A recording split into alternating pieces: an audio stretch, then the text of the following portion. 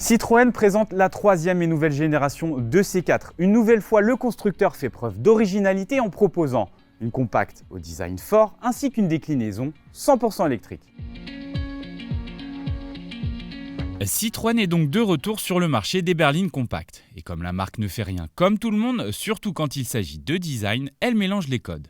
Un peu de SUV, une louche de coupé et beaucoup d'audace. Les signes distinctifs sont nombreux et assumés de la part du constructeur qui souhaite amener une proposition différente sur un marché réputé conservateur. Alors, on est Citroën. Donc l'objectif lorsqu'on est Citroën, c'est justement de bouleverser les codes et de ne pas se mettre dans les segments classiquement comme l'ensemble des autres constructeurs le font. Donc en premier lieu, on cherche tout d'abord des concepts.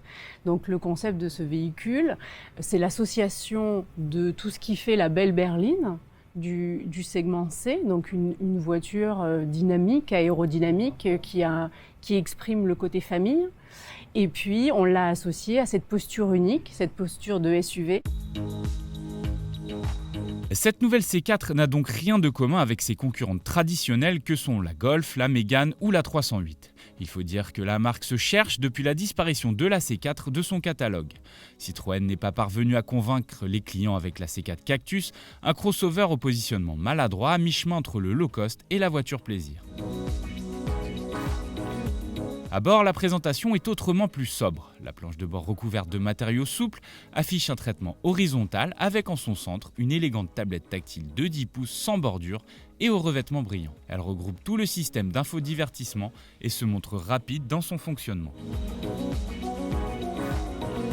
Le traitement est soigné, les matériaux sont valorisants. Sincèrement, c'est plutôt une réussite au niveau de l'intérieur.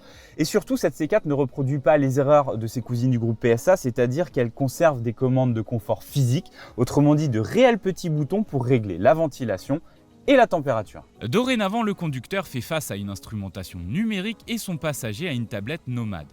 En effet, Citroën a développé un inédit système de support rétractable directement intégré dans la planche de bord pour fixer une tablette nomade de type iPad. Sans trop en montrer, la nouvelle C4 regorge de technologies comme par exemple une caméra intégrée dans le pied de rétroviseur qui prend des photos ou des vidéos en cas d'accident, ou encore un système de conduite autonome de niveau 2 qui gère l'accélération, le freinage et le maintien dans la voie. La dotation est à jour et n'a rien à envier aux leaders de la catégorie.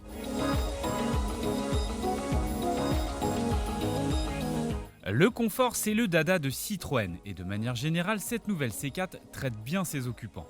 Premièrement, elle est spacieuse. Grâce à son empattement XXL, deux adultes de grand gabarit voyageront dans les meilleures conditions aux places arrière.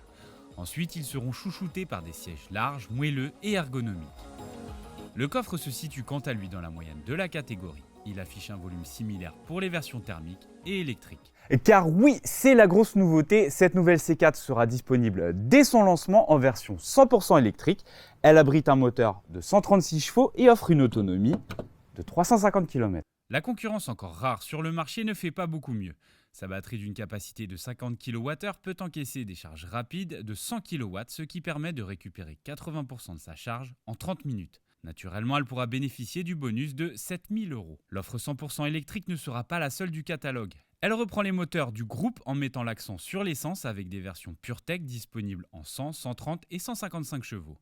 Dans la majorité des cas, il sera possible de profiter de la nouvelle boîte automatique EAT8. Il en va de même pour le diesel où deux propositions ont été retenues, le Blue HDI 110 et 130 chevaux.